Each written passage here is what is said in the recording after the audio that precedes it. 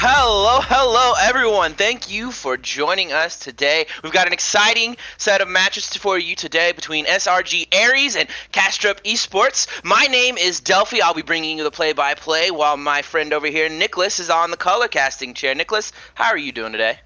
Oh, I'm doing amazingly. I can't wait for this. Just yesterday we cast Division 2 and now I'm ready to cast Division 3. I'm gonna be so excited to see these teams go in and what I think will be a really exciting match. Absolutely. It's a great day of League all around. We've got good stuff coming up to fill those little bits in between when you're watching Worlds. Clearly the absolute same level. In fact, I would say this is peak of Legends right here. I'm excited for the pick and ban phase as, there's the differences between what each team values more and more coming out. What do you think the big matchup is coming into this Aries versus Kastrup? I do think I want to see both of these solo laners very high action. I do think that both of the solo laners for both teams will be very proficient at especially fighters and maybe even bruisers. So I would like to see some very skirmishy and very aggressive players actually trying to make a lot of plays early game instead of these late game scaling comes as they are growing more and more out of the meta with each year. We'll see what that plan is as we head into Champion Select quite shortly. Yeah, and this is going to be amazing. I do hope to see at least the Renekton show up for either in the pick or in the ban because it should be amazing. We know the Crocodile values it a lot and Juice for the side of Aries. So they could both be picking it up, especially now that Aries has the first pick. Yeah, that Crocodile, that is ban number 1 for Aries. Not wanting I Am a Crocodile to get a hand on his champion. Well, it's no real surprise, is it? This is the one trick almost for I'm a Crocodile, and I do also see the Kha'Zix being a very valuable ban. Gonj, of course, being able to play multiple styles, but have preferred the more early game and more assassin-like skirmishers such as Kha'Zix and Rek'Sai. So I do like to see these early game junglers that can really snowball the game being banned out. Yeah, especially when it can be quite annoying to deal with champions that have any level of invis. You see that Pyke ban, of course there's the Kha'Zix ban. It's not that it's impossible or anything, it's just that it's that much extra that you just have to keep in your mind and thinking about. And they're saying, hey, no, we don't want to deal with that. We don't want to deal with this. We don't want to deal with the Jinx in the late game either. So that snowball is definitely shut down. Yeah, Jinx hasn't been touched in a while, but she's been sitting comfortably, especially in solo queue, but also just it's good enough in the team play setting that if you can actually protect her, she will just pop off, and we do think that Hunter can be this guy who will just be carrying these fights if you let him onto this Jinx. Oh, makes me so sad. Jinx, absolutely one of my favorite champions, but I agree with you. She's sitting in a pretty spot for solo queue, and if you can make her work in a team environment, that ability to just sit back and lay out the long-range AoE is ridiculous. Now, again, you were talking about the assassins with the Kha'Zix ban, we had the Pyke ban, and now we're even seeing a Talon ban. We really don't want those assassins to come in. Yeah, and this is exactly the thing. Like, we see this Jinx as kind of the outlier, with everyone else kind of being like an early game snowball champion that can really take over a game. And I do especially like to see the Malzahar ban, because not only can Whoop JR play it really well, I also think that Malzahar is one of the most underrated champions currently. Does a lot for the mid lane without having to put in too much, but I want to talk about that last two that were locked in. Xayah and Rakan instant, definitely a classic for the red side, and I think that sets them up quite nicely with you talking about how Hunter would be the one to look at for that long range carry potential, and they're saying, no, this is our lane. Yeah, definitely, and Rakan being of course in a great spot, always been one of the best bot lanes since their introductions, and with the Mordekaiser already being locked in, having somebody who can literally just not be affected by it is great, and having an escape immediately if you have to pay the QSS tax, which you most likely will as the ADC. Yeah, the QSS tax is one of the big parts of him. Even if they do buy it and are able to escape your ability, that's just such a waste for some champions for the mid game and even headed into the late game if you're AP. But I will say that have a nice response. Caitlyn and Morgana is, as a bot laner, a very frustrating duo to face against, even if you have Xayah and Rakan. Yeah, especially after the small little Caitlyn buff that came in shortly or like not too long ago, like the 2 AD like is kind of like almost been the same kind of meme that the 5 movement speed for Irelia, but it actually ended up being extremely useful for Caitlyn. She's sitting like comfortably just below the S tier of like Kai'Sa, Saya, and even Jinx, and I do really prefer to see Caitlyn when Morgana is open, especially on a team that has Gorange on it. And I know that Gorange is the jungler here, but always seeing Morgana on the side of Gorange, so it's always a pleasure to see. Absolutely. One of the things I really like to see out of Kastrup right now, though, is the bans on Sylas and Elise. I think those are two early game champions that can really help snowball the Caitlyn Morgana lane, and that's what you want to be doing. You've got the range, you've got the lane presence, you want to have a jungler or a mid laner that you can send down there fairly consistently and keep that lane up and snowballing, but they're trying to take away those options for them as they also lock in a Zac. Yeah, I do see a lot more respect then for Kastrup's side with Sylas and Elise especially. I do think those are more targeted towards the players than what actually comp. I do think that Kastrup can deal with them, but they show the respect to the players more so than anything, and maybe not entirely looking for the comp. What's hard for them, because with this Zac locked in, they will have like great combos set up with Rakan, Orianna and Zac being able to give massive crowd control.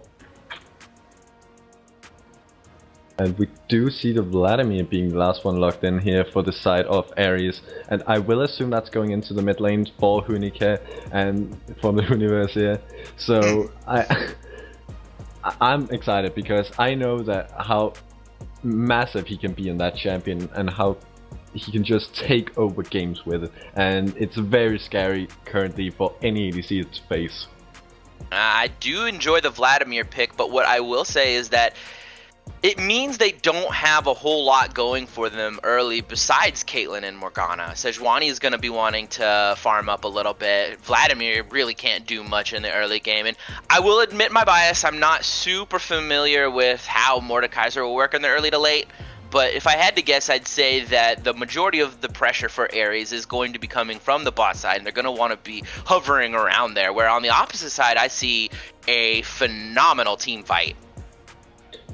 Yeah, I do think that mid lane is going to be kind of like almost a snooze fest, because Vladimir does have this insane level of tower dive potential at level 6, but up until then it's almost impossible to do anything in the lane. And I do also think that Goran should be focusing his attention on this Sejuani on the bot side of the map, after Juice most likely is supposed to win the top side. I do think, however, Shoreling as a response should be the one taking over top lane and ensuring that Mordecai is set back in before he hits his level 6 and can just like turn any 2v1 into a one-on-one competition.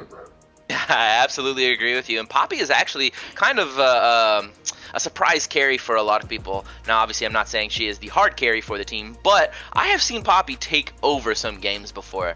And they're hoping that the combo of Zac and Poppy can put Mordekaiser down and keep that going as well. I do see a lot of mid-game skirmishes for both teams, and honestly, I kind of like the draft for both of them. But what's your opinion? Who are you favoring? And as we look at the starting lineups and we're heading into game. I do like Kastrup's lineup, but I do think they are kind of getting countered by Aries here. I do think that what Aries is trying to do with this bot lane pressure, being able to put a Mordekaiser and a Vladimir down as Sejuani immediately with her Glacial Prison, as well as like a Morgana binding, finding anyone down in that bot side is going to be lethal for Kastrup's team comp, because they are so heavily reliant on the Sire not falling behind and actually maybe even picking up some lead. And anything on the side of SRG Aries here can just put that behind at level 6, and I would feel it'd be a quite dangerous job for Hydra JCJ to actually being able to live all of these things, and they need to play very defensively after they reach that level 5 point, because they will just be the focus target and Aries knows it. Yeah, I know that I definitely see and think that Morgana is going to be a key pivot for the bot side matchup. Using the black shields at the right time, landing the right bindings will help them secure that advantage and use that pressure to further the lead. I see where that counter will be coming in, but the game has started and we're seeing a classic 5-point, people just feeling each other out, trying to, puff out their chests.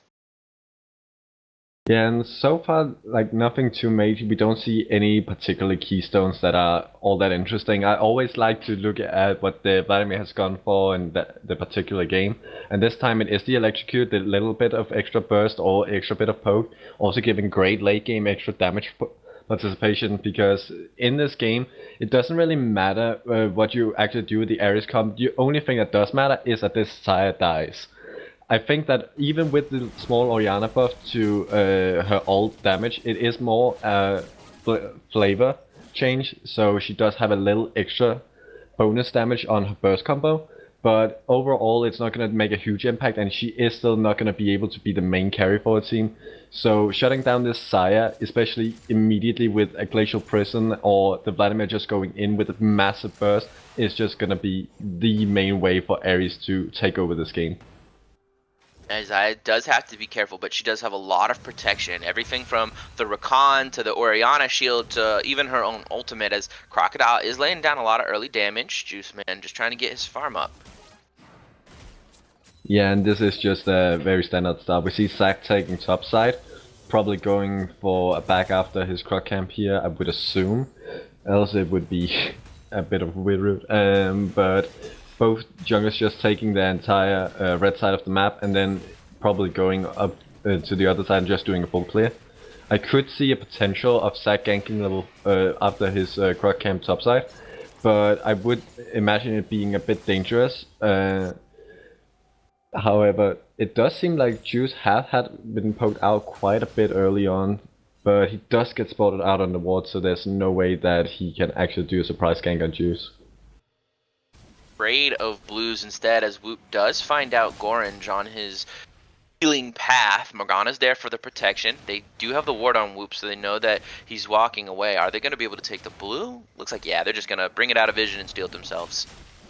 Yeah, there's no real way they can collapse. They would need to put a Hydra JC all the way up to actually help with it, but since the wave was already being pushed in the bot side, he was actually not able to, so that was a really nice coordination between bot side, top side, and jungle at the same time, just to make sure that Gorge gets the steal for free without any punish. Shoreling coming from behind. There's the slap. They've got the flash into the wall stun. There's the damage coming through. Juice Man goes down. First blood for Shoreling. Kastrup East up. Sports picking up the advantage. Yeah, great gank, and Juice does fall down on that one. He does also opt to go for the Doran's ring, as we do see a fight down on bot lane. Hydra trying to just tack on some extra damage. I'm not sure they're going to be able to secure the kill. Lunatic did get the didn't get the knock up, but tried to respond once the binding missed. Unfortunately, that black shield is basically anti-fun, so not much besides a little bit of poke traded between the two. And yeah, back to that slow mid lane you were talking about earlier. Yeah, like, we always say that Caitlyn Morgana is one of the most oppressive comps ever, like in the bot side. We know how deadly it can be with just one binding, just deciding the entire fate of that bot side. But Rakan and Saya is nothing to sneeze at. Their early game aggression can be so hard to punish with a Rakan shield, plus just the massive amount of burst and consistent damage that Saya does provide. So just one small mistake can lead to some of these early chunks. And therefore you have to always respect this Rakan engage, because the moment you think he isn't going to, he will just go aggressive and prove how deadly this support can be. Absolutely. Zyrakan definitely one of my favorite lanes to play myself, as I am a Xayah main, but Shoreling knows he was spotted on the river, oh crap, whatever it's called, the Scuttle Ward, you know what I'm talking about. Yeah. So he just backs off looking for more farm, and yeah, that early game that we wanted doesn't seem to be coming through. I mean, there definitely is a little bit of aggression, like we were talking with the Shoreline gank and the whole bot lane side, but at the end of the day, I definitely am seeing a fairly slow matchup. People wanting to hit those item power spikes before they really get into the skirmishes. I do also think we just need to give them a minute or two just to get those level 6s, and then they will start ganking bot side. We knew that Shoreling was gonna go in the top lane, because that is the only place he really is gonna have any consistent impact. There's the slingshot, another slap together, and you can't get away. Mordekaiser just out of position for that Shoreling gank. I mean, and he still goes over to Shoreling. He's not even trying to give Poppy anything. Poor Crocodile. Flame your Yeah. jungler more. I do actually like it being on shore lane because he is most likely going to be more in the bot side, and the EXP advantage for Crocodile is what's actually mattering in that lane. We do see Orange here, level 5, going towards bot side, but both junglers know what they're supposed to do. It's just that Juice wasn't expecting shore lane to be that good around his vision. And so he got caught out both times because of the lack of vision and the lack of knowledge of the many gank routes that Sholing actually can do. And Sholing just used this expertise that he has to actually set up some massive ganks that were crucial to get this early game snowballing for Kastrup. Absolutely a wonderful job done by Shoreling, as Crocodile is going to blow the ultimate just to get Juice Man away from him. Going to go for the wall stun instead, though, going back in. Gonna get any more damage on him. Juice Man is gonna try and chase. Yeah, and this is juke. This is just gonna be an escape for Poppy, and this also just proves why Poppy is being so considered right now to be a good counter to Mordekaiser. It's not that the matchup itself is really good, it's because of the interactions between Poppy ult and Mordekaiser ult. Usually the Mordekaiser won't actually be able to kill the Poppy, and he will also almost always be hit by the Poppy ult while he's channeling his own ult. So therefore he will usually be sent flying at the start of his ult animation, or not even be able to reach the destination of the target he has ulted. Thereby, but that's a fun matchup for the Poppy. Yeah, thereby just making some highlight plays out of the Poppy ult, just leading to Mordekaiser's day being ruined. Absolutely. Well, Shoreling has done a pretty good job of helping Crocodile set himself ahead, so we should expect some good things out of him, I think. Well, he's down a little bit in EXP, but to be expected when he just backed. Yeah, the sad thing for Shoreling here is that he's behind in EXP and in gold. Or maybe not in gold as much, but he is a bit behind the Sejuani still. But the thing is, the Zac can use this gold really well in the early game. Up until he hits the level 11 or level 13, he will actually be able to provide a lot of consistent damage, and his burst damage is nothing to sneeze at. If he lands that E, he will do massive amount of damage. He will be able to do a burst combo much like an assassin. Yeah, Sejuani is definitely gonna have an advantage over the ganks that he's able to provide until Sejuani can start hitting that Oh, mid lane. Oh, but there's over the wall. Instant Glacial Prison and nowhere to go for Whoop Jr. as another fight breaks out of the top lane. Mad Juice's shield saves him for a little bit, but a flash from Poppy. It's everywhere as Shoreling is here as well. The carry himself secures 2 kills. 1 for himself, 1 for Hydra, as the top lane is a wash. And that is a 1 for 2 in favor of SRG Aries. Yeah, so we see great communication here from Hunik and Gorange, just setting up this gank in mid lane, using that Glacial Prison and the absolute power of Hemo play to just immediately one-shot this Orianna. We also see I'm a Crocodile and Matthews just completely fighting up in the top side. And just making Juice live with almost 1 HP, being incredibly insane. And then we see Shoreling recognizing that he can't do anything for mid lane, just goes bot lane instead. And this will end up with a great fight for them with that crowd control going down to Honda. Yeah, Hydra eating that binding, but he knew that Shoreling was nearby and that this fight was going to go in their favor. Maybe not the best way to instigate it by eating the binding, but it worked, and Shoreling's 3-0-1 himself at 1-0-1 for Hydra. But Universe walking straight into Whoop Jr. There's Shoreling. Are they going to be able to get anything more? The slap is going to take a second. There's the ultimate coming out of Whoop Jr. But Universe is winning the 1v2 in a way. He's surviving, and there's Gorange with the backup. Universe has the pull. You can't kill him just yet. Are they going to be able to get the stun? There it is. Universe is going to be able to knock down the passive from Zac as the ultimate from Caitlyn comes in. Hunter gets the first kill. Are they going to give it over to Universe for the second one? Nope. Sejuani's got it, and that's a 2-0. Yeah, it looked like good. They were abusing that from the Universe. Didn't have the Hemo plague up, but they didn't actually respect how much this Vladimir can do.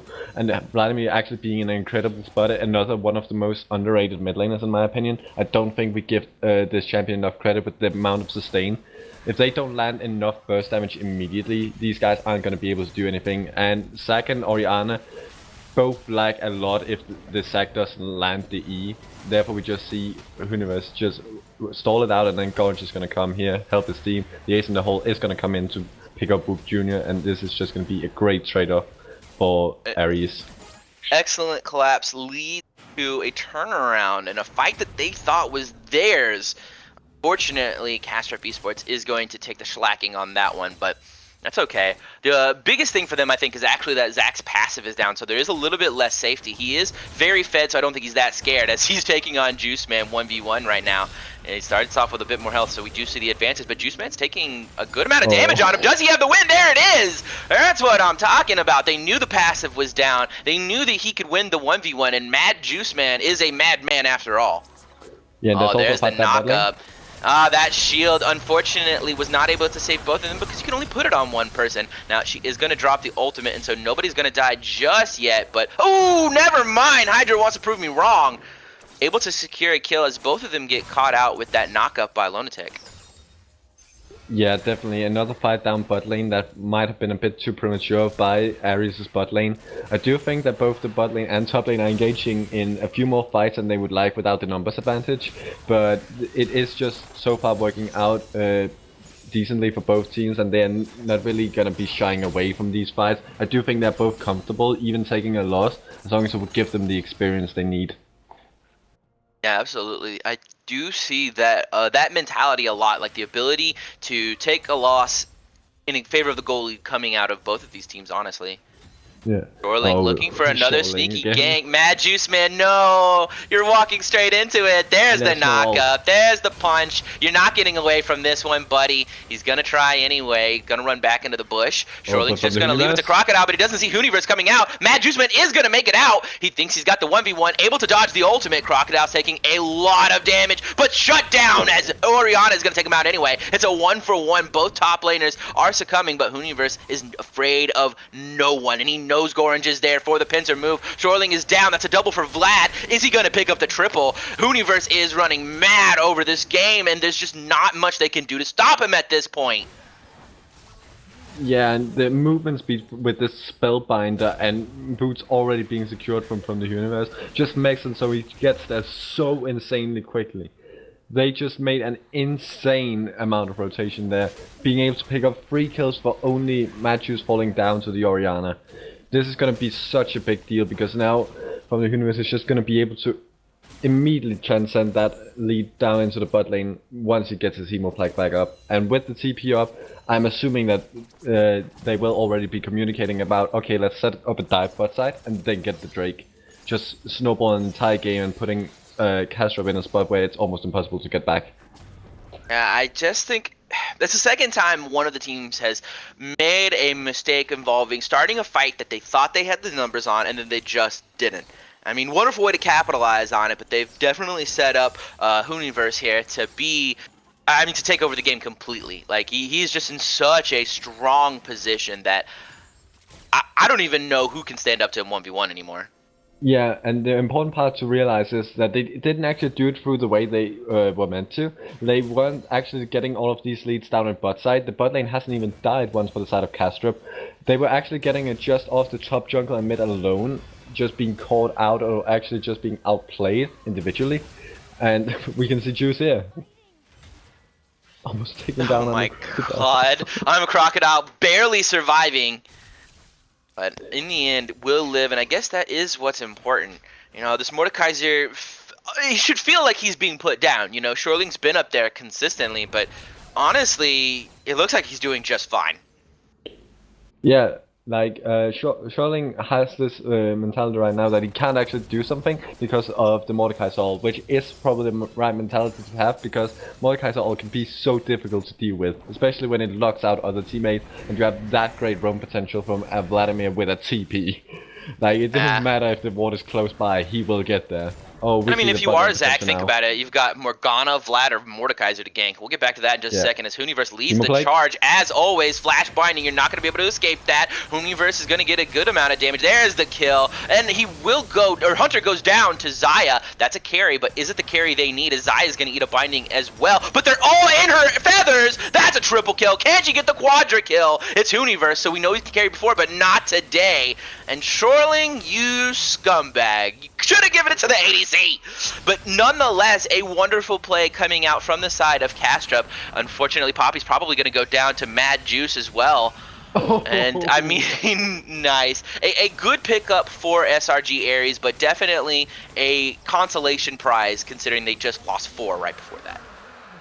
Yeah, and they've got 2 towers down, and they do have the gold lead, but they still don't have the dragon lead, and most importantly, their entire game plan is about shutting down the Sire, and even when they're sending 4 people down bot lane, getting the first pickup, they still lose the fight.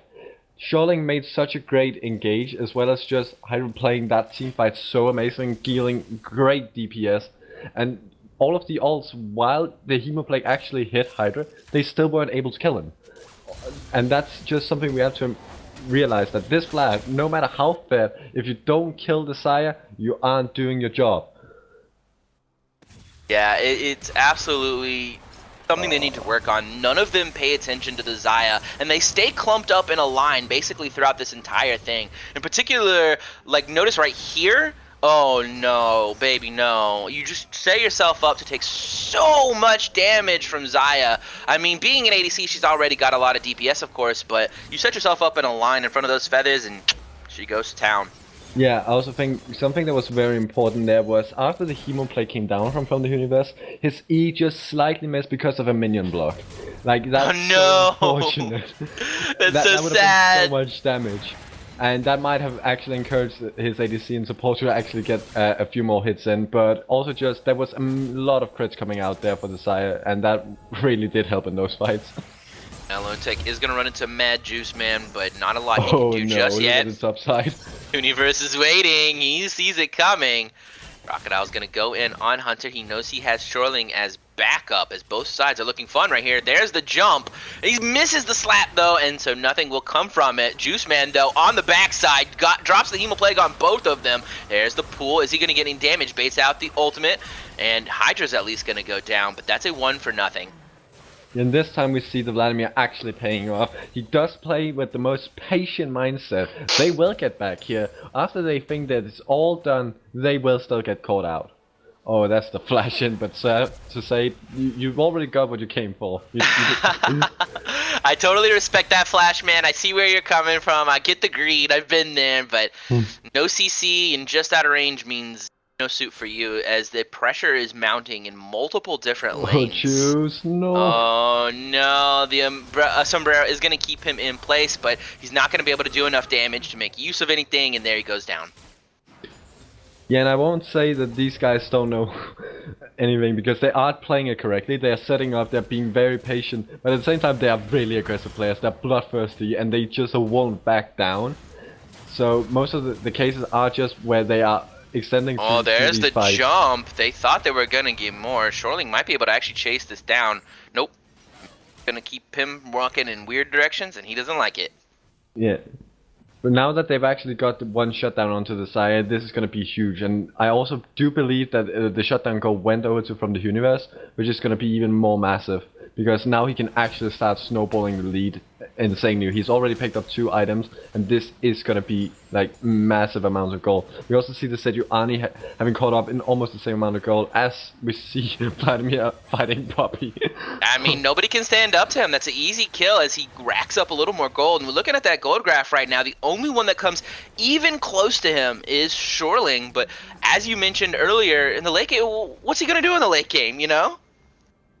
Yeah, exactly. Like we do see like a very traditional comp using 2 tanks, 1 crowd controlling support, and then just a hard damage AD carry. And while yes, Hydra is fed, we see From the Universe and even Gorange as the tank being almost just as strong right now, which is so dangerous as an ADC when there's 2 people who can actually catch up to you. And there's the leap. Who thinks he get in on this 2v2, but Sejuani's off to the side. There's the Glacial Prison and the Hemoplague almost at the same time. Incredibly well done, but Whoop Jr. is going to go down to the Hooniverse. That's another kill. Shoreling, you're probably going to go down too, buddy. And that lead is going to amount to a whole lot of nothing as Gorange just sits there eating up those tower shots like they're breakfast. Yeah, definitely well played by them, and they definitely did put in some great effort there. There was also a great turn there by Gorange, just saying, no, we're going in now instead. There was no point in getting out. They were just immediately realizing, we have the damage, we have the priority, and they have already expended all their most valuable abilities. We can get these guys. And Crocodile's going to try and get in on a Hunter, but nope, he either saw Gorange or just thought better of it. I do think it's important, like, to note that I think Orange is making the right call here as far as hovering around the Hooniverse. He's just doing so well that he doesn't have to do much else besides hover around him. The rest of the team can kind of go do whatever they want. As you see, Mordekaiser pushing up in the top lane. They're going to go take Dragon. The map belongs to SRG Aries. Yeah, definitely. So it belongs so much to them that Hunter can in fact just solo push up in mid lane and get that tier 2 turret that he did before when we saw Crocodile moving in on him. It's just they don't really have the resources to spend on Hunter right now, leaving him to just being able to just farm it up and actually try to catch it back up to Hydra and actually be a bigger reliance for the tower push game. Because we do see the Mordekaiser and Vladimir being big split push threats, but if they are so threatening that they will have to send multiple members after both of them, then we will see Hunter just being able to solo push these towers and get massive damage down. Yeah, it's almost unfortunate. I don't know. For Kastrup Esports, it must be quite frustrating because the bot lane got put down. You know, like the Caitlyn and Morgana, the lane that you were fearing for did end up getting put down in a way. Like, they're not super fed. The Xayah is super fed, but at the same time, the advantages that you got in the early game through Shoreling, I just don't think they were spread out in the way that he wanted them to. It's good that Xayah is fed, and that is definitely their big hope, but Hooniverse is very, very scary, and I kind of just need to start seeing some Grievous Wounds coming out from Kastrup Esports. Yeah, we do see the Poppy also start buying some magic resist now. I do think he should have been opting into that first, especially with the Mordekaiser and him probably having to now transition into the having to stop Vladimir. Oh wait, we might see Gorange here in a fight. Orange just definitely dodges the first one. Binding is going to stop Zac. On the and they're just split up from the Hooniverse is there in the middle. But is he going to die? Instant shutdown. That's actually very bad for SRG Aries. There's the teleport. Magusman's in the back line. And there's so much misdirection that it looks like Kastrup Esports is just going to string them along. It doesn't matter though. Magusman's got his buddies with him. And he's going to pick up the double kill. Even if they take out the carry, who is going to win this? Hydra is untouched except for there's the binding. There's the ultimate. And it doesn't matter, just not enough damage. It's just so crazy back and forth, and unfortunately the tank means that SRG Aries is going to pick up this win as a 3-4-5. Yeah, and it actually looked incredibly good there for Kastrup. They pick up Hunika after his actually failed engage here. He didn't get his healing off from the Hemoplague, and he did get just disengaged by Crocodile. But sadly, he still did such a big chunk to the backline with Orianna and Xayah that it did force out a response. So they already had to use the Feather Storm from Xayah, meaning that there was no more defensive abilities once like the fight started being grouped back up again. I definitely noticed a good few moments of miscommunication. It felt like there were 3 different team fights happening here, and while I do applaud them for being able to... Oh. Hydro is a lot of binding this game. I think if they're going to want to continue winning, if they're going to want to win these team fights, they got to start working on that. Yeah, definitely. And the Gorange also just pulled that back 3 members while we still saw Shoreling in this fight actually tanking out the damage, keeping Hunter away. They should have been able to just immediately realize that the Sejuani was a bait and actually start helping their tanks. Oh, we do see Huni. Nah, he might be caught out. There's the pull. Nah, he knows that there's nothing they can do to him. He just wants to steal the blue. But he wasn't I respect able it. It's worth the shot. I respect it. But he's still having around bot, maybe looking to keep up that split push. He still has his teleport up, so that is still an option for them. There he is. I'll respect it more once he gets a mana bow or gets 25 stacks on Medjais. Fair. But it looks like they're going to start right now. There's teleport from Hooniverse. They're a little bit split up, but it's Hunter and Murloc taking so much damage. Sherling going for the bounce, but there's nobody with him. The Glacial Prison onto Hydra means they're going to get a little bit of damage. Lunatic goes down, and in the backside, Shoreling can't even take down the bot lane. Double kill for Vladimir, as Shoreling's going to live with the blast plant. Is he? There's the ultimate. Going to pop over the fruits, and wow, just Kastrup being torn every which direction. Yeah, this was just a really bad fight for Kastrup, but more importantly, this was just a very bad decision making by Shoreling. He left his team behind just to go back into the backline, even flashing onto them and still not being able to get anything. There's never a point in which the Zac has to dive that deep, leaving his own backline to be torn away by a Sejuani and the Vladimir. He should be playing a more defensive style when he sees like the big threats actually being onto his backline. Particularly with his items, it's not like he went damage Zac or anything like that. I mean, I could kind of understand it if your argument was that, well, he had the advantage in the early game and maybe he should at least try, but no damage, no kill means lost fight and a Baron going over to SRG Aries, who has evened up, I mean, not the complete dragon score, but they have evened up the infernal score, and that's got to be the most important dragon. Yeah, and there is a cloud up, so they do have the option to even up these dragons right now. But I would like to see them actually start getting the split push between top and bot running here, getting that last tier 2 turret, and then start pushing into these inhibs with the Vladimir. Yeah, I think a split push of some kind is in order for them, and they've just got to be balancing around this Vlad. You can't have him go in too early and blow his healing on things where it doesn't work. You gotta start playing around it just slightly better, but we'll see how that goes as Kastrup is gonna start up this dragon. They're not gonna allow them to even up that score as they pick up a second one, and boys now. Yeah, and this does give them great rotation. Like now they can actually start defending the base properly. Of course, it's gonna be hard to do anything against Baron, but being able to move from tower to tower, especially with so many big threats like the Mordekaiser and the Vladimir, being able to go on both sides of the map, and they would still have to defend mid lane if Caitlyn decides to go there.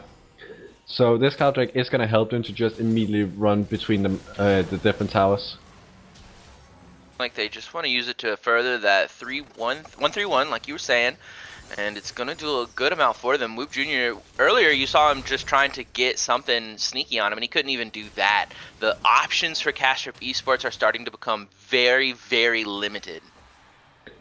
Yeah, and I also do think that I'm a crocodile does have like the shortest end of the stick. He's so far behind, he can't even get his tank items together, so he is just almost irrelevant unless he gets like a good ult off, and so far we just haven't seen these being pulled off. I do want to see this guy being the one starting the fight instead of Shoring being the one doing all the things, but we might see the fight starting now. Yeah, he's way too far away to stop it, as the Glacial Prison's going to stop Zac from getting in on the Caitlyn. The fight's looking like it's in favor of SRG as as Kastrup is blowing everything just to get at them and still can't kill the Caitlyn. Vlad is here for the fight, and he's able to get so many people down low. There's the first kill, there's the second one. Are they going to pick up more? Vlad is just so scary as top and mid towers go down. There's the inhib, there's the second one, and what a scary game, but it's going to be domination by SRG Aries. Looking to close this one out right here, right now. First game goes to SRG. Yeah, what a game. We did just see these solo laners like doing so much pressure, and Shoring really actually trying to step up for his team here, as well as Hydra doing a great performance for Kastrup side, but it just isn't enough, and Aries will take game 1. There it is, 1-2-0. An excellent game to watch for sure, but if you are the side of Kastrup Esports, how do you adapt to game 1? What are you looking for game 2? I do think we definitely need something that with a bit more confidence for the top side for I'm a Crocodile. I don't think the puppy was a great fit for him. I do think that he was showing like great communication with Shoring, but he needs something that he can at least hold himself more alive on. And if they can't do that, they are kind of in a rough spot, because then they will have to just completely psych off top lane and go with a more bot focused style. I also do think that this Vladimir just has to get completely blown off, and the Sejuani also has to be looked at, because we knew before this game even started that Hunike is especially known for being able to play some of these high amount of burst mages. Especially the Vladimir being one of his most signature picks, as well as Gonj being able to play these very heavy engage type tanky junglers, just as well as like his skirmishing junglers. So having Sejuani being open, such a great pick and always competitively viable, is just a mistake in my part, because I don't think that should ever be led up to him unless you want to take it away yourself. I definitely think that we should be seeing Vlad and Sejuani in the next champ select. Whether they're banned or picked, we will see, but that's going to be an interesting game. Catch us in a few minutes and we'll see you then.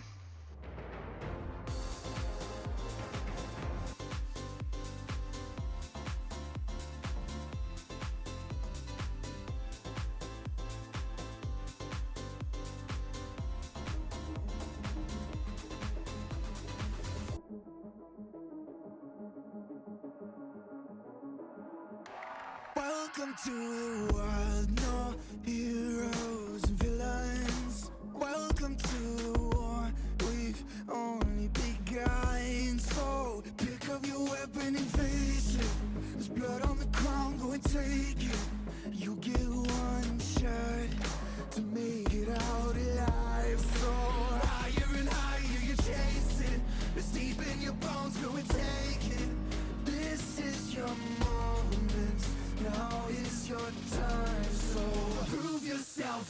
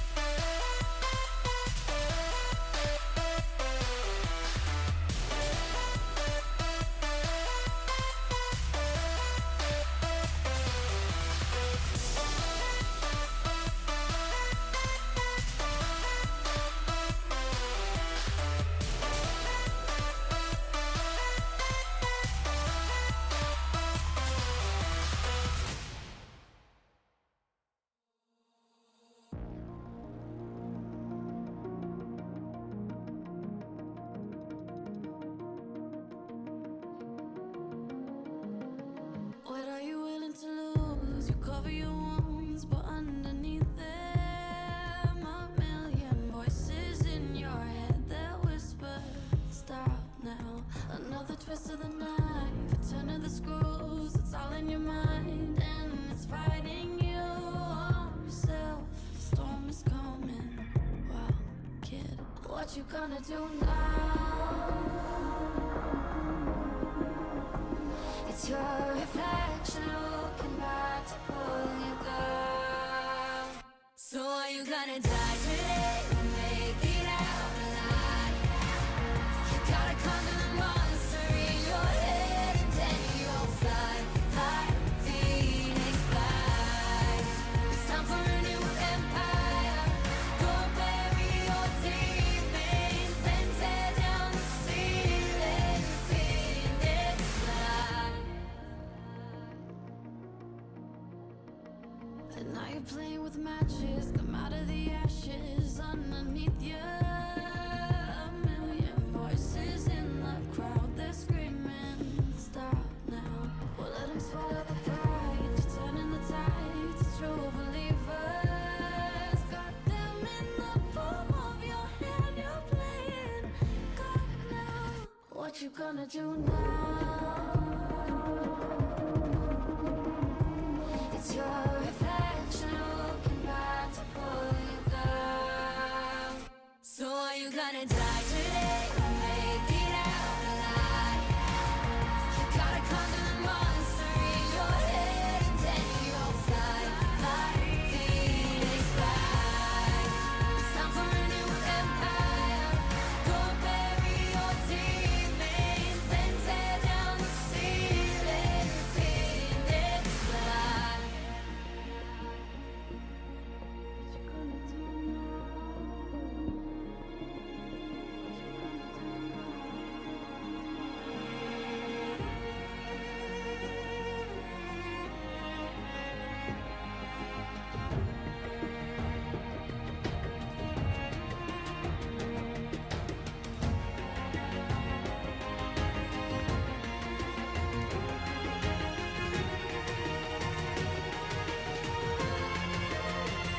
So are you gonna die today or make it out alive?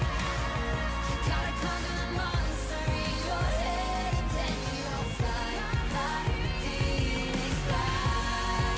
It's time for a new empire. Go bury your demons, then tear down the ceiling, phoenix fly.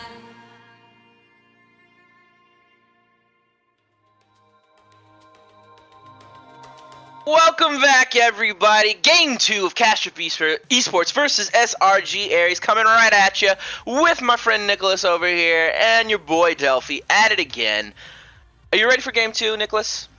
Well, after game 1 being such a, I would almost say bloodbath, given that we had Vladimir just completely stomping our Kastrup, I am so excited to see what is going to be different this time around. I would like to see especially some of these focus towards Gorange and from the universe with this Vladimir and Sejuani combo, and I would like to see Aries trying to expand even more leads and try to see if they can get even more creative with the amount of kills they can achieve. They definitely managed to put Kastrup Esports into a difficult position in the first game, and we'll see if they can keep that up into the second one. They do have red side, so they're going to get that counter pick, but Kastrup Esports will get that coveted first pick. So big targets on the board. Obviously, I'm expecting Vlad and Sejuani to start playing a role. I could even see one of them trying to break up Zaya and Rakan, but who are some of the other major characters you expect to see targeted this pick ban?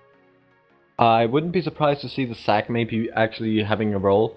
There was actually really nice play last game, and I do actually want to commend for the amazing ganks Shorling did on the top side. He did do quite a lot of great routes, completely surprising Juice, and also shutting him out twice in the early game, making real impact before that Zac couldn't actually do anything in the mid and bot side early on. So actually being able to pick up these kills on the top side just proves that he's extremely good at this early game and is very adaptable in his champion pool. It's gonna be a fun one for us for sure. I know that the jungler does have a wide variety of styles that he can play in different kind of champions, so we'll see where he ends up as champion select is going to be coming to you in 3, 2, 1. Yeah, and I'm gonna be excited. We're of course still seeing some of the bans from last time, like Renekton and Pi coming out from Aries. I don't think they're gonna change too much, but we see the Vladimir and Morgana coming out, both played in the last game, and I would also expect to see maybe the Serenity being the last ban here for the side of Kastrup, just to round it out nice and even to see what else Aries has packed up, and maybe even looking for just exposing weaknesses here. Definitely be a high response, but they're going to leave the Sejuani open, maybe even potentially looking to pick it up themselves, as Kha'Zix will be their last ban, followed by a Malzahar from SRG. And as I said, the first pickup for Sejuani, I think that's a strong choice, first pick. Yeah, and it's also just such a safe champion. Like, I don't think there is a combo that Sejuani doesn't fit. You can both play it as a defensive tank, but you can also play it as high engage. And I do like to see the Jarvan being picked up for Gorange here as the response. I do think it's a great matchup that can go either way, but I do think Gorange is the man to make it work, especially if he wants to play it very aggressively in collaboration on the top side of the map. Response SRG's got that Mordekaiser, got the Jarvan, and I do see a little bit of that throwback for Aries. I mean, obviously the Zac isn't there for them, or not Zac, sorry. Wow, I'm feeling dumb. The Sejuani isn't there for them, but they do still have that Mordekaiser. They do believe in Juice, man. Maybe they're just gonna tell him to throw out a few more wards here and there, and we'll see what's going on. On the flip side, they're going to trade out that Caitlyn for the Jinx, and I'm a big fan. Let's go. Yeah, and one thing I do want to point out is we already have seen the Fiora lock-in, but not the Rakan lock-in, so that is of course going to be the first ban Aries is looking immediately at, because locking a Xayah away from the Rakan actually makes her priority go way less down. I don't think she's by any means still not one of the best AD carries, but she is definitely a lot easier to expose in the early game. Definitely not the combo that you want, so they are happy to pick up, or happy to drop that ban in the second phase. On the flip though, Fiora and the Xayah were picked one right after the other. It makes me wonder why they didn't just lock in Xayah Rakan. That would have been quite a strong combo, but maybe Lunatic doesn't play it. Maybe they were just trying to bait out the ban, who knows. Well, we'll see what kind of support goes. They pick to pair with Xayah, as Xayah does have a lot of options to play with. Yeah, I do think that they might just have the priority in the top side this game. They might want to expose Juice Man like they did in last game, thereby just picking the Fiora Sejuani combo, which actually works out surprisingly well given how many auto attacks that Fiora can actually put out, and her now very great bust to her turret taking, meaning she's gonna be insanely good at split pushing if she gets that early lead. And since Trolling was able to pick it up last game, they might just be picking it up for that sole purpose alone. Yeah, that would make sense. And Fiora, I haven't actually seen a whole lot of since she got those round of buffs. Not that that's a Fiora thing, probably more of a me thing, but I'm excited to see how they've changed her and how this can, how Crocodile can use her to that potential. Yeah, definitely. As we do see Janna picked up just more protection for Hunter, meaning that this could potentially be a game where he might actually be the carry. And with the Kennen and Vladimir being taken away, I would like to see Hunike still onto a big carry threat, but maybe something a bit more AD focused. Maybe even the Irelia. I would really love to see the Irelia. They're hovering the Nico, and there's the lock-in. Not an AD unless they... I don't think that build is so viable. Wait, but I do think it's Galio support. Oh yeah, absolutely. I think that's Galio support. Unless it's like something weird like Fiora mid, Galio top or something, you know? I do think there's a chance of Nico support. I have seen a few run a Spell Feast version, but I would like to see it being the Galio support rather. I don't think it's that great into Jinx Janna specifically, but it is a potential. But it looks actually like it's gonna be the Nico bot lane. Alright, yeah. So that gives them a lot of extra range, and that might actually mean that they can do something in the early game. I would like to mention that she's a lot like Syra. Instead of just using the plants, however, she doesn't have that extra little minigame killing plants. She will instead just have that 1E that she needs to throw through minions. On the flip side, I want to point out that we've got a Mordekaiser mid coming out from Huni first. All right. Yeah, that's definitely a surprise, all right. But more so than anything, I'm more surprised that they would take the Garen into the Fiora. I would not consider this to be the greatest matchup in the world. I do see Garen being picked up occasionally against Fiora, but I would much rather like see the Garen go mid lane here. Honestly, I would rather see the Garen into Galio that Xpeke made so prominent, like when he faced Faker, but. This is still going to be exciting to see this swap and flex picking between Mordekais and seeing how well they can adapt with Hunike on it, or Hunibus. Is really fun, and in particular for SRG Aries, you've got so much peel and protection for the Jinx. As the Jinx, that would be a fun comp to play in. On the flip side, there's going to be a good amount of splitting. You have a lot of map pressure with double teleport and the Galio ultimate, and plenty of ways to start the fight as we are going to get into game. Yeah, I do think Shoreline can do a lot in this top side. Like, getting I'm a Crocodile ahead shouldn't be a problem whatsoever. I do think the problem for Kastrup's team in this game is mostly going to be, okay, once we've got Crocodile ahead, how are we actually going to play the fights?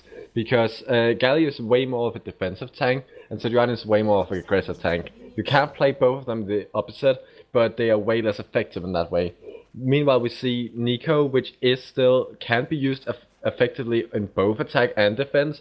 So I actually like the pickup. I just don't think she's as viable in support as in other position, and do struggle to see how she's actually gonna fit against these heavy characters such as Garen, Mordekais, and Javan, who might just be able to run through her. Going to be interesting, but I think that Kastrup has definitely drafted themselves a super heavy split push comp as that regard. I don't think that Sejuani and Galio are going to be working together in the same capacity, if that makes sense. Yes. I think the idea of their team, if I'm reading it correctly, is to sort of string SRG Aries back and forth while Fiora does damage to the top side, but that's going to depend a lot on her getting an advantage, and right now she's getting chunked out super early by Mad Juice Man. Yeah, this just proves like these Garen buffs they were insane. You can basically see the Garen taking a Conqueror here, and that is because he did get some changes this patch. He got some great changes in fact, which lets his E now proc Conqueror multiple times. They will actually count as auto attack, but they won't apply on hit effects.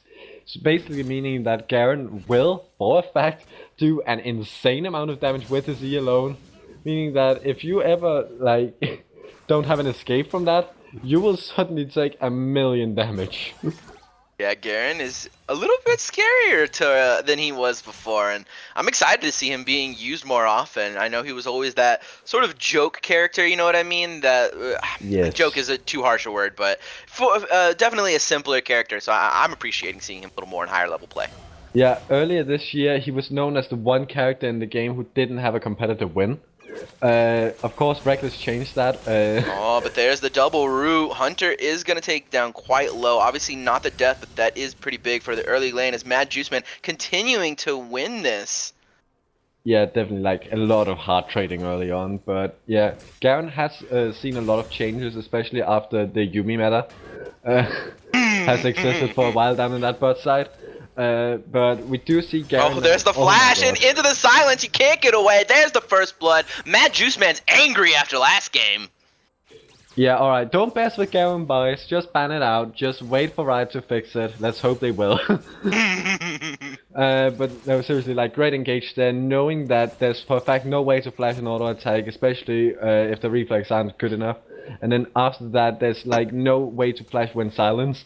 So, kind of in an awkward position there for Crocodile, just being taken out by Matthews, just going extremely aggressive and just proving that he knows the limits of this champion. Definitely something good for Juice Man, and we could even talk about the benefits of it psychologically. Last game was not very fun for him, getting ganked constantly. Like even though he won, still kind of a downer. And I think that having that early 1v1 win gonna improve his confidence, and we're gonna see way more confident and stronger looking Juice Man in this game. Yeah, definitely. But I also want to say that I'm a Crocodile might also have like some confidence issues after his very poor performance in Puppy last game, but we might see a gank pet first. Yeah, Gorange did have the angle on that gank. Whoop, swinging back just enough to get the taunts that he can escape. A little bit of damage, but nothing to be too worried about. Yeah, but with the flash down, it does definitely seem like Garnish can do a lot more on this mid side. But it does seem that he is more focused on getting Hunike ahead now, especially now that his champion is that much stronger in the early game than the Serenity would be. Yeah, Shoreling spots out the Krug take, or sorry, the Gromp take, not Gromp. Scuttle. Scuttle! I never remember the names. The Scuttle Don't take, you worry, but he Shelly is able to doesn't stop mind. it. Yeah, does- Shelly's the only one I care about. She's got the good dance. Mhm. Gonna run into Shoreling once again, but he knows he has the 1v1.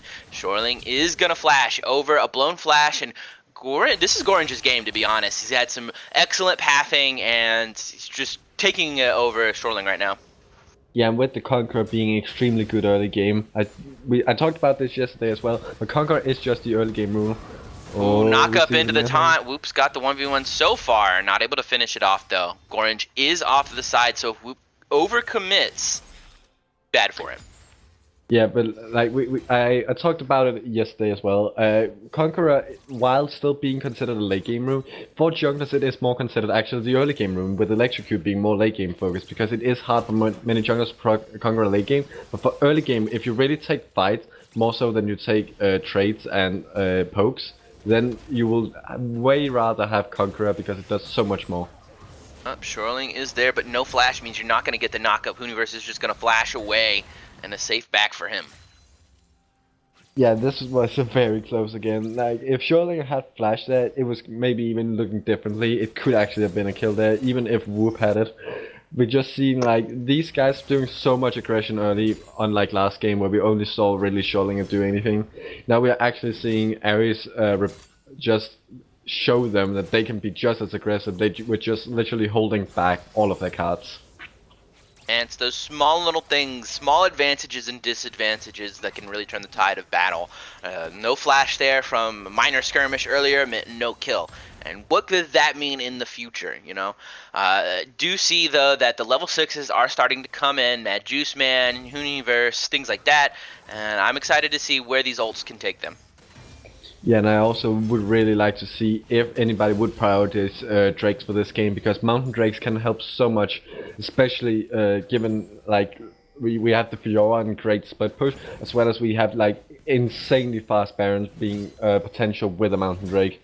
So I would really like to see some priority towards them. Yeah, I mean the Mountain Drake is, I think, one of those that's like sleeper OP. It's one of those everybody thinks of Infernal Drake and whatnot, or the early game with Ocean Drake, and nobody thinks about Air Drake. We won't talk about that, but I think that Mountain Drake combined with the right people is nasty, especially if they can get it on Crocodile. But Juice Man saying you're not gonna get it on Crocodile, may not get the kill, is gonna get the damage. Can Crocodile fight back? Yeah, definitely. I do think that the Drake's power rankings is hard to do because it is largely depending on champ and comp. But Mountain Drake just is so important, especially when you have something like a Mordekaiser or a very like high DPS AD carry that can just abuse these Barons. And we do see them started off to the side. It's going to be an easy pick for Kastrup if it's not responded to.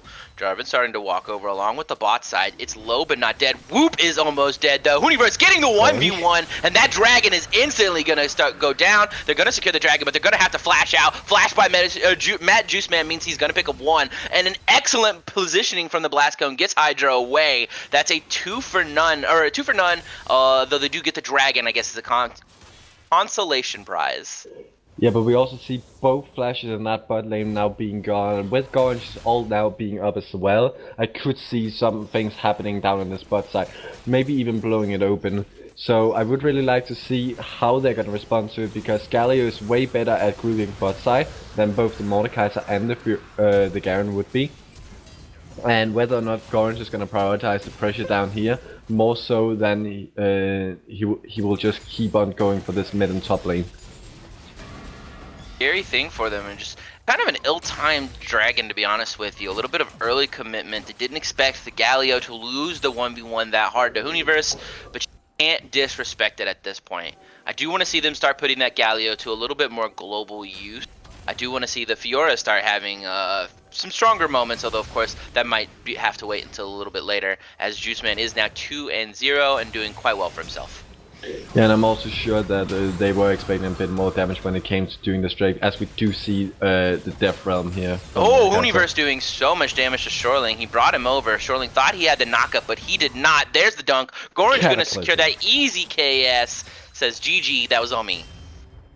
Yeah, whenever you see a German just dunk on people, that is just the greatest feeling, and it reminds you of the good old days of going Dustblade mid lane.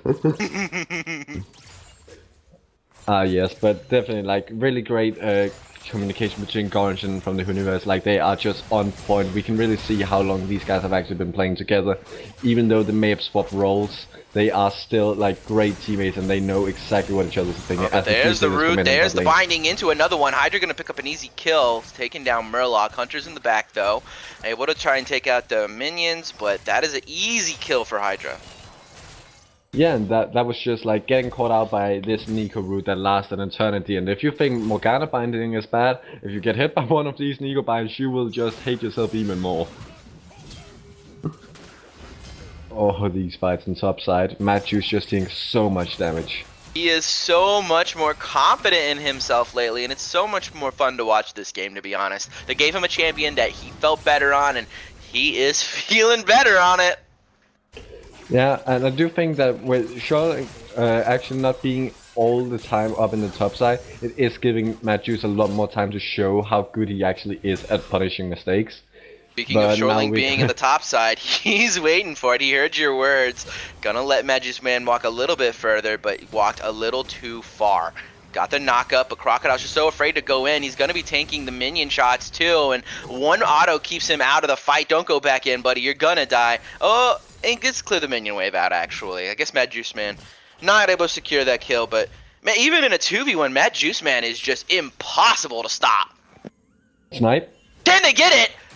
Oh my god! Get him, Hunter! That's the snipe! A kill for Hunter, and is the snowball gonna start now for Jinx? Mad Juice Man. Oh no, Universe got the 1v2. He's able to get it last time. Can he get it this time? Shoreling flashing out to safety. He's gonna be able to dodge that last hit, but Whoop Jr. in a bit of a trouble. 3v1 flash out.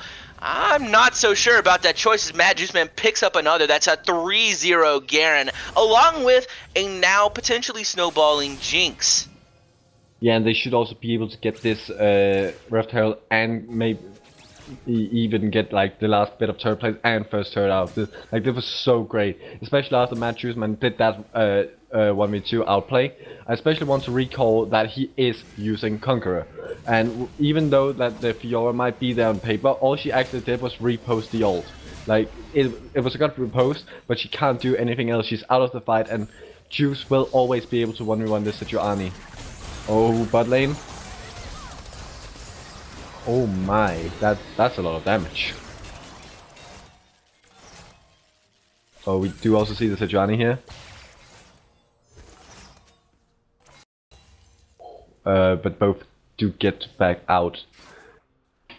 And now we see the Herald being spawned up in the top side as a response, maybe even going for this tower. Some technical issues. My mic started to fry. That's okay, we're back. No worries. Alright.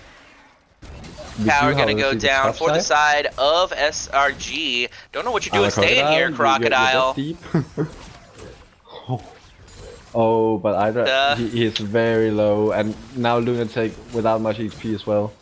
Now they're gonna try and bait it, but I don't even know if they win that bait. If Hunter can get one kill off, there's just so much snowball potential for him to pick up a triple there, as they're completely ignoring the top side. I mean, Crocodile's not going to win this 1v2, I don't think. Why are you letting him do it? Juice Man does pick up the kill. Is he able to live? And the tower shot's going to secure the shutdown for Fiora. That's a lot of gold, but I don't know if it's worth it. I don't think it actually is because of the shutdown onto the Garen, but they are still getting Shelly down, and they are still getting like potentially tier 2 turret, and in that case it would be worth it, because turrets are just that infallible that you can even give one shutdown or two. And because it is onto a Fiora, which is usually a snowball champion, you won't actually get much out of this like shutdown need, because you won't ever be able to get back into a game versus this Triforce Garen. Yeah, she's not quite up there like he is just yet. She does have the Tiamat and the pickaxe, but Not, like you were saying, nothing against this full Triforce and Ninja Tabby Garen, who's going to be swapping down to the bot side as we see both bot lanes head to the top, and Whoop Jr. in a bit of trouble. He's got the ultimate, he's getting into that taunt, and unfortunately, there's just nothing he can do as Gorge picks up another kill.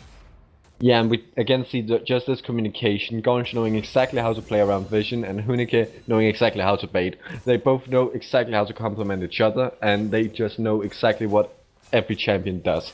So they can just interact with it, and then play around with them, and easily set up ganks, especially against Whoop Jr., who at this point didn't have flash and don't actually have any mobility to get out of Cataclysm. Scary thing for him, and this is kind of a scary thing for Kastrup Esports altogether. Looking at the scoreboard, we do see 8-2, but looking at the gold, we see a 6k, almost 7k gold advantage. They're up 2 towers. I mean, you might be down a dragon, but what does it matter?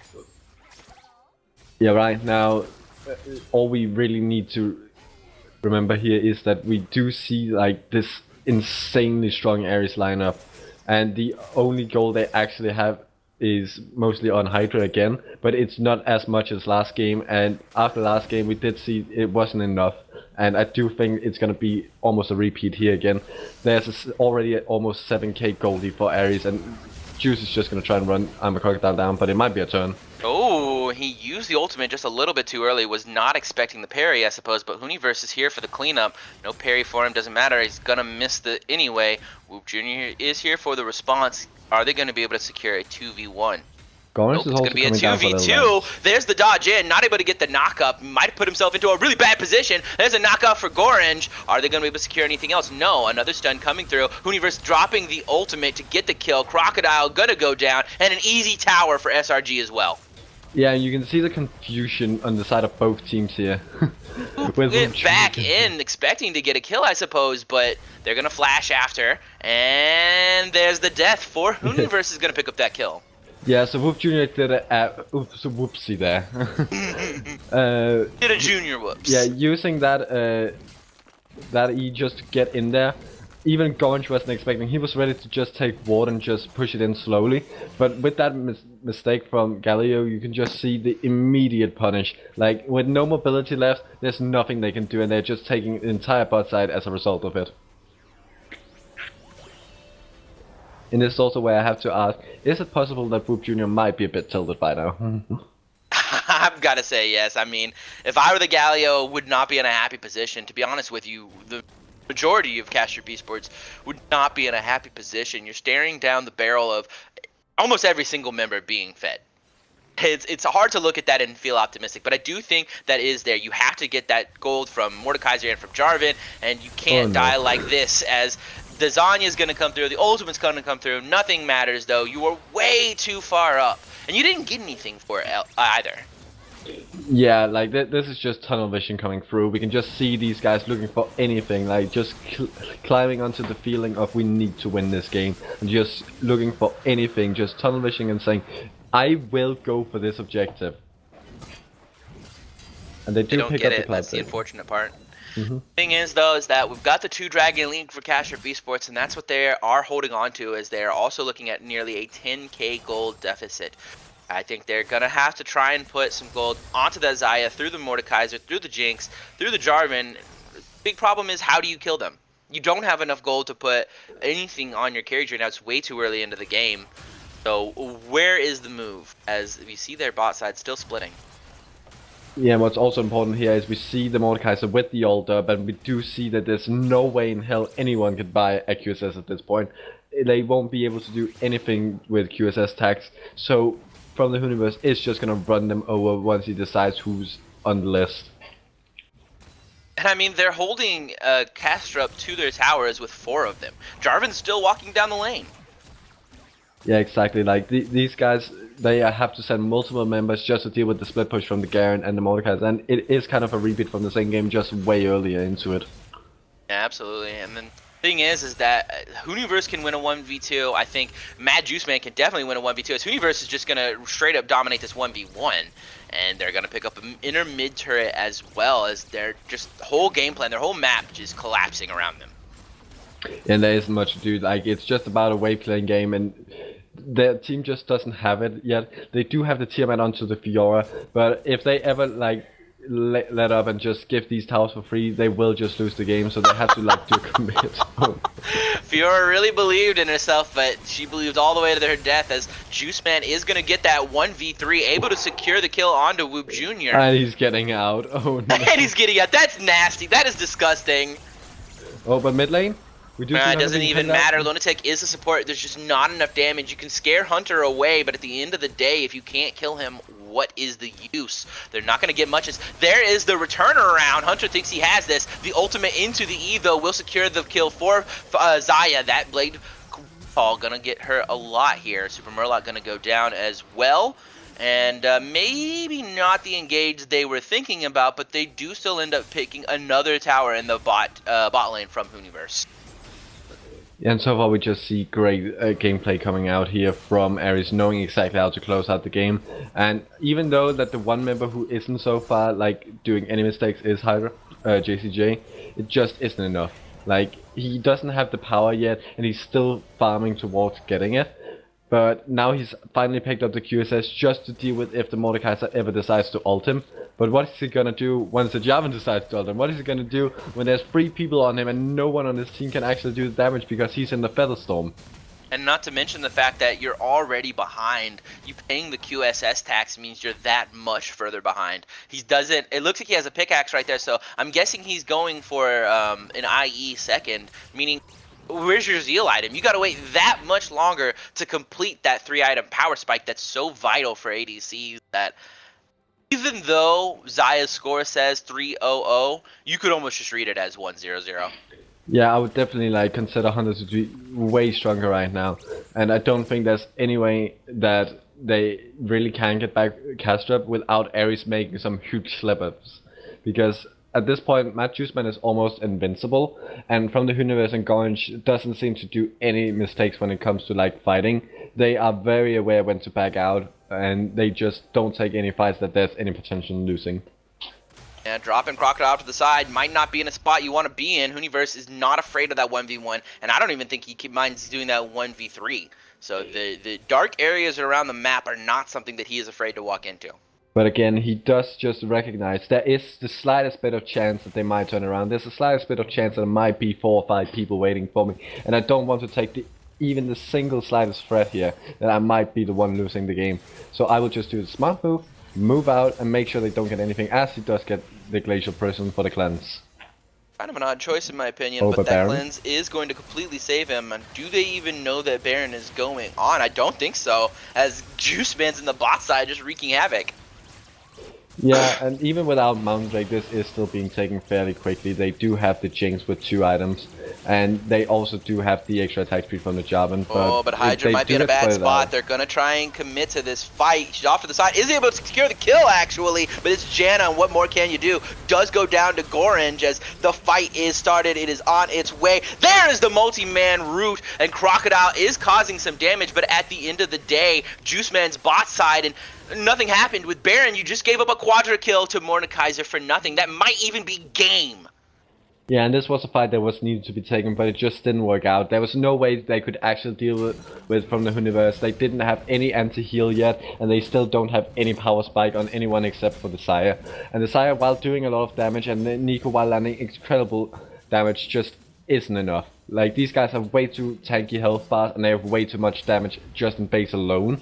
And they even have a few damage items each picked up, so there's just nothing they can do. It's definitely put them in a spot as they're being pincered in. One inhib down, there goes the second as Orange is off to the side, not making use of the distraction. Mad Juiceman's in the middle of it. There's the ultimate, there's the Q. Not going to be able to survive that. Shoreling goes down to Mad Juiceman, and I mean, what can SRG Aries do with the map at this point? I mean, they will still have to hope Aries doing something really stupid, but so far it is just Kastrup being just manhandled by these Conqueror daggers. Like, they have all of these precision keystones, just completely manhandling them, using all of the extended fights to their advantage. Now, they might actually be going for a Baron here, and that is Kastrup's biggest chance. If they could in any way go for a steal, or in any way get a pickup onto Gorange and then take it, That would And one be thing I the want to perfect point out about that situation. replay was that Shoreling once again just dipped from his entire backline to try and secure something that he thought was there. He went all the way over to Baron Pit without staying with his Zaya, and no one was on Baron. Definitely a bit of miscommunication coming through as SRG is going to secure the Baron. Yeah, and it does seem more and more like this. The Aries have already secured. They have a 15k gold lead. They've got 8 towers to none, and they've already got massive items and the Baron buff onto all of their members without losing a single one so far. It's so scary for them. I mean, the Jinx isn't even the scariest one, and she's almost at 3 items. I guess 2.5. Mordekaiser is 8, 0, and 5. If you can secure that kill, that is 700 extra gold in your pocket, in addition to the normal kill gold. But how do you even manage to do that? Because you can't gang up on him. He can turn any fight into a 1v1. Yeah, like the only thing they can actually have going for them here is to get a nice little glacial positioning from Shoreling here onto like Hunter or Super Murloc, and then simply hope for the best. If they can't turn a fight in that way, there's really nothing to do. They do have the 1v2 looking here. The ultimate's going to get popped, so he's probably going to kill Lunatic, but after that, he is by himself, and oh, the ultimate is going to come through for Hydra to save him just in time. Are they going to get the kill? Hunter picks it up with the snipe, good and job. I think this is it. They're just pushing for game, playing with their food at this point. Yeah, and Hunter is just going to be able to DPS the rest of them down. Matthew's just picking up the last hit there. They will just clean it up nicely and slowly. Just perfect game, taking every single objective except for the dragons. They will leave them up for Kastrup as the little participation award. And they know they have the win. They've got the Baron. They've got the towers. They have the Nexus. What more do they want? They want the kills, but that is a clean 2-0 from SRG Aries. Well, apparently they wanted Nexus dive, but now we lost a bit of RKDAs. But at least we get them over to the support, eh? Yeah, you know, the real carry of the game. Yeah.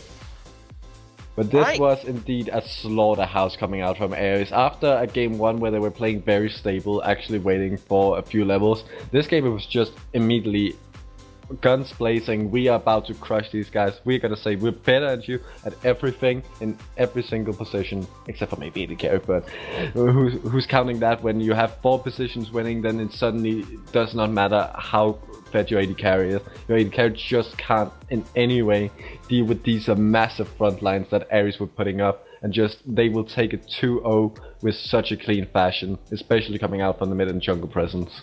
Absolutely a fantastic game coming out of SRG, but I do have to say my player of the game is going to go to Hooniverse, having 2 excellent games, able to stave off the pressure and still be a massive carry for his team all over the map. Yeah, definitely is, and I would also like to give my play of the game, though over to Gorange this time.